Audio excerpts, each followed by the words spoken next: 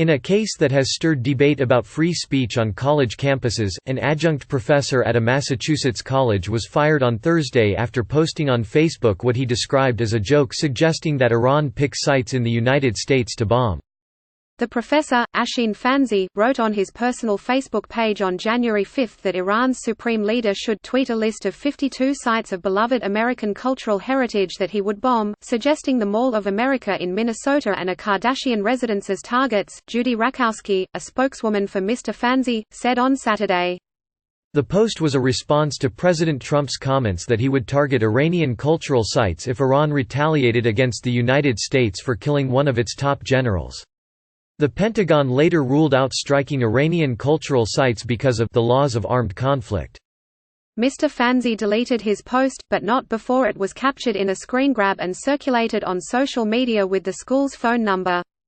Why does at Babson College have an America-hating terrorist supporter on their payroll? Ask them, said one widely shared tweet. Mr. Fanzi received a master's degree in business administration in 2008 from Babson College, a private business school in Wellesley, Mass., near Boston, that has a student population of about 3,000. He became an adjunct professor at the school that year, according to his LinkedIn profile. Babson soon learned of Mr. Fanzi's remarks and suspended him. Babson said in statement on Wednesday that it condemned any type of threatening words and actions condoning violence.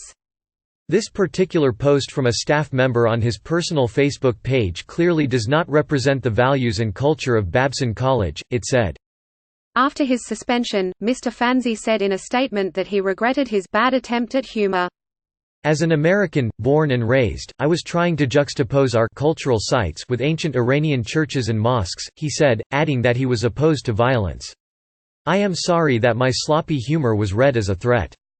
The next day, the school announced it had fired Mr. Fanzi.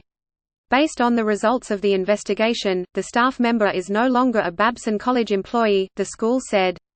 In a subsequent statement, Mr. Fanzi said he was disappointed and saddened by the decision to fire him just because people willfully misinterpreted a joke I made to friends on Facebook. I would have hoped that Babson, an institution of higher education that I love and to which I have given a great deal, would have defended and supported my right to free speech, he said.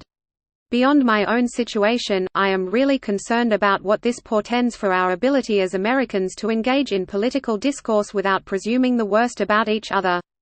Babson declined to comment on Saturday.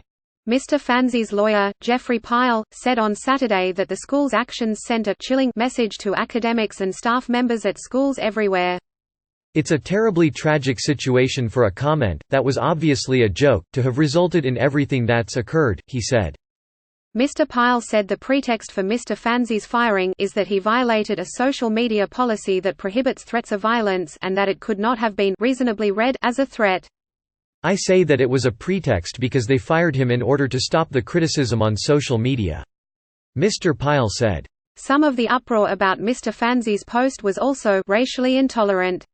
Mr. Pyle said, I saw a number of messages saying Asheen should be deported as well as prosecuted and fired. Asheen was born in the United States, he is of South Asian origin, he said, adding that some assumed his client was Iranian or from the Middle East.